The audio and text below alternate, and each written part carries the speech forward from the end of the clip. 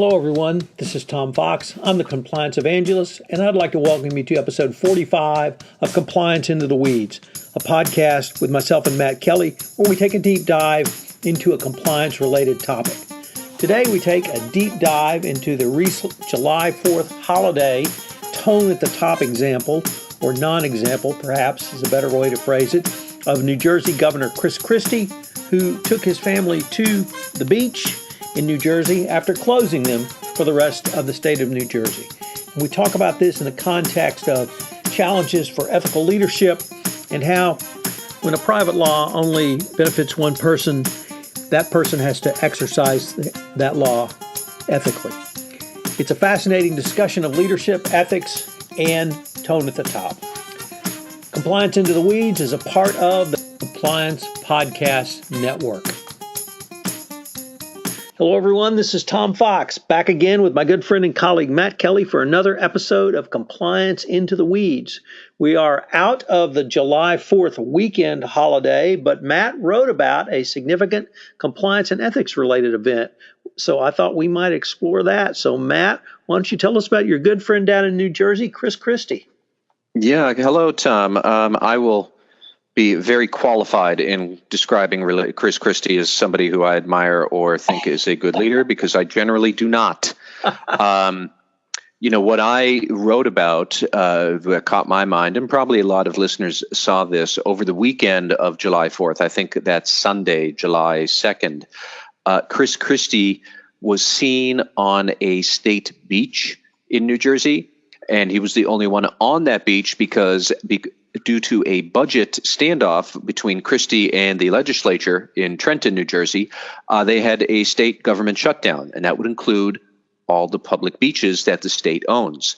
And so nobody was supposed to be allowed on the beach. And then lo and behold, Chris Christie anyways went down to, what is the name of it? The Island Beach State Park on the Jersey Shore, where the governor's mansion has some sort of a summer home presence there. And basically, he just used the summer mansion at his own discretion on a public beach that had been closed because of a state standoff. Nobody else could. He was there. And then to top it off, because everybody knew he was there, of course, some enterprising New Jersey media chartered a private plane which flew over the beach and took 22 very good, high-quality, lovely photographs of Chris Christie and his family on this pristine, deserted beach all by themselves. There's at least one photo where Christie is looking right at the plane. I'm surprised he didn't wave. And then all the reporters back at the budget standoff said to the spokesman, "Well, where is the governor today? He is not at the beach. We have photos of him at the beach. Oh, well, he didn't get any sun on the beach. He was wearing a hat." And this nonsense, that's really what it was. This is just executive nonsense that really would stick in the craw of anyone, let alone a New Jersey voter. I'm sure they have steam coming out of their ears over this. But I think that there are some important lessons about tone at the top and the lack thereof, and that prompted me to just go a little bit nuts on Chris Christie's stunt from this past weekend. Well, Matt, I guess the first thing I took away from your piece, and the piece we're referring to is found on Radical Compliance, and it's entitled Tone at the Top Gone Wrong, the Christie example, is something I learned in even in my law practice world, but even in the corporate world more so, which is perception is reality. And Andre Agassi was right years ago when he said that in I think a Canon commercial. And here we had the perception of privilege. And whether that perception was right or wrong, it became the reality. And that's really was one of the messages I got from your blog post for senior executives, which is, can you do it legally? Can you do it within the corporate framework that you work? Sure. But it's really should you, because what's the perception going to be? And I really thought that was an interesting point that you raised in terms of what might drive misconduct. Was it illegal? Perhaps not. Did it violate a policy or procedure? Perhaps not. Yet, nonetheless, it could still negatively impact an employee workforce. Yeah, the way I described it was that this is all about the perception of undeserved privilege. And I studied Latin at Catholic school way back when I was a boy. The word privilege comes from Latin, basically meaning private law. And this is a standard that some person can use themselves, but not the rest of us. And do we believe that you are not entitled to this private privilege? That's really the question here. I'm not even saying, did you see undeserved privilege? Because sometimes you might see something that looks like it, but it isn't undeserved privilege. Do the people, in this case, the voters of New Jersey, but in the corporate world, it would be your employees, do they perceive that you are doing something they can't do and you don't deserve to do it? That's what drives misconduct. For example, all the anti-fraud auditors out there, they would know that the fraud triangle that is used to describe where fraud comes from, one of the three legs of the fraud triangle is rationalization, where employees somehow talk themselves into believing it's okay for me to commit misconduct. You could very easily see this is where it comes from. They perceive that the CEO gets to fly his kids on the family plane to go out to some gathering in the West Coast. So if he can do that, I guess I can just put my spouse on the company card and, buy her plane ticket as I go off to Florida, and nobody's going to know. The employee thinks that they are deserving of the same privilege that the executive has, a private standard that I can use. Even if the CEO has that clause in his contract that he can fly family members on the private aircraft, which I think is a terrible clause, but it's legal. It can be done. That doesn't mean that the employee can reach the same conclusion. No, you don't actually have a legal ability to defraud the company just because the CEO does something that kind of sort of looks similar, but really it's kind of stinks. But, that makes it okay for me to do this.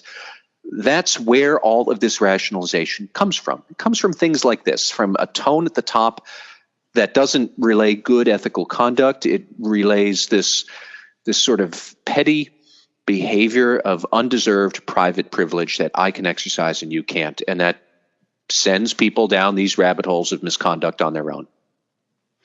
Matt, if I could tie this back into the Evaluation of Corporate Compliance Programs document, which came out from the Department of Justice in February, one of the things that struck me was in the section around tone at the top, they changed tone to read conduct at the top. And I thought that was a subtle yet very important distinction because the initial question posed was, how have senior leaders, through their words and actions, encouraged or discouraged this type of misconduct in question? And I really found thought that question, coupled with the title of it, conduct at the top, the DOJ was directing us to consider something more than just the tone, just what senior management would say, but really to think and talk about their actions and how they're perceived throughout the corporation. And that was part of what I read into your blog post as well. Yeah, I mean, it has to go to really core values of an organization, which should generally reflect the core values of standard society. And most people prefer to see senior leaders with a value of humility. What Chris Christie did was not humble. And there are, I think, many examples of Chris Christie not being a humble person, but this really was an exercise of privilege, or I don't know what the antonym for humble would be, but, a very unhumble approach to life. Arrogant. Arrogant, thank you. That basically nobody else can get to do. If I wandered onto that beach, I'd be arrested. I'd be arrested not because I'm getting too close to the governor. I'm getting arrested because it's closed. Well, if it's closed to the public, isn't Chris Christie public? How come he's on it? And all of these things go through people's heads. And I will give it to CEOs that what I'm arguing for here, this is not easy. There are plenty of times when even a CEO is entitled to take a vacation. Chris Christie is entitled to take a vacation. He is entitled not even to take a full vacation, but just a break from what I am sure were some very exasperating negotiations with Democrats in the New Jersey legislature. I am sure that they are not a fun group to hang around with. And like most of us, when we get sick of people, eventually we say, I just need a break. We want to go somewhere. However, He went somewhere that nobody else could go and nobody else could do just because he's the governor, and so he gets it. And that's the sort of thing that sticks in people's craw, right or wrong, even if legally he was allowed to do this. Just because it's technically right, that does not mean it is substantively right. And then you get into these sort of messes of poor tone at the top, and the reverberations of that through a big organization just can cause all sorts of problems. And I guess, Matt, your post brought up something else for me, which was your interview of Wei Chin, which you posted on your YouTube site and on your blog post site, in that she said that one of the things she wanted to accomplish with the release of the evaluation was to have the compliance officer think about their program, think about how it's perceived throughout the organization, and also think about how you would use information and data to reincorporate back into your program to make it more effective. And I guess this type of data point would certainly be something that a chief compliance officer could use and should use as an example of really not showing proper conduct at the top. So I was really intrigued how, at least for me, it brought up several different points from the evaluation, from your interview of Wei Chin, tied all back to, I really loved your Latin citation of where privilege came from, and pointing out that it's really a private law that benefits only one person who doesn't deserve it. And what's the effect on the rest of us when something like that happens? Yeah, and in fact, so I was trying to give that some thought in my post about Chris Christie. It was like, what are compliance officers supposed to do with this sort of insight about the perception of undeserved privilege? Okay, if that's a risk, how do you assess it? What do you do to manage it? I came up with really, I think, two practical things compliance officers might be able to take away from this whole messy scenario.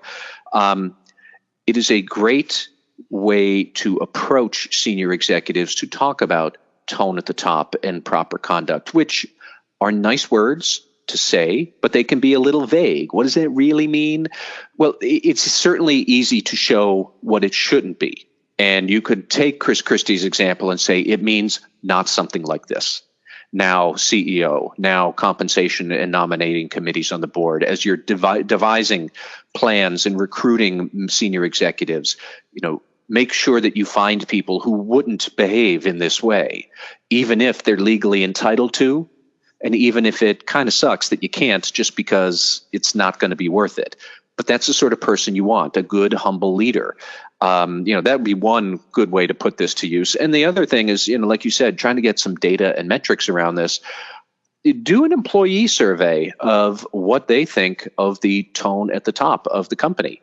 Ask them for specific examples. I bet we would get some eye-opening specific examples. But I often think about a finding from Navex Global. They published a survey a couple of years ago and basically said that the biggest obstacle to effective compliance training is employee cynicism. Well, seeing actions that do not match up with the stated tone, that's where cynicism comes from something like that. So ask employees, do you ever see these kind of gaps? Do you ever see this dissonance? See what they say. And I even, again, I'm trying to give CEOs the benefit of the doubt as much as I can. The employees might come back with a perception that's wrong. They might need to be talked to or help, re-explain to them that actually it is important that the CEO fly first class or have a private aircraft if he or she needs to prepare for a big meeting with investors that is going to save everybody's jobs. Yeah, it's worth it that he gets to fly first class while the rest of us are in coach, because they need to be able to do something like that. But that's not privilege. That's a necessity. There's shades of difference. You need to call them out. You need to explain them. Sometimes the employees are going to be right. Sometimes management's going to be right. And sometimes each of them will be wrong. But those are some practical examples, I think, to put this to teachable moment to good use. Well, Matt, I thought it was a fascinating example from literally torn from the headlines.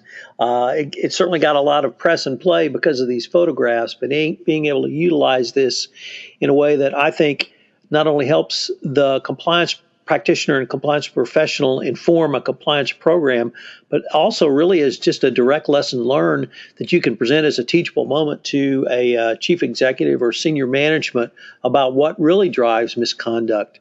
And coupled with the NAVEX survey and the information that Wei Chen has given us both in your interview and the evaluation of corporate compliance programs, I thought it was a powerful example to put forward out there. So kudos.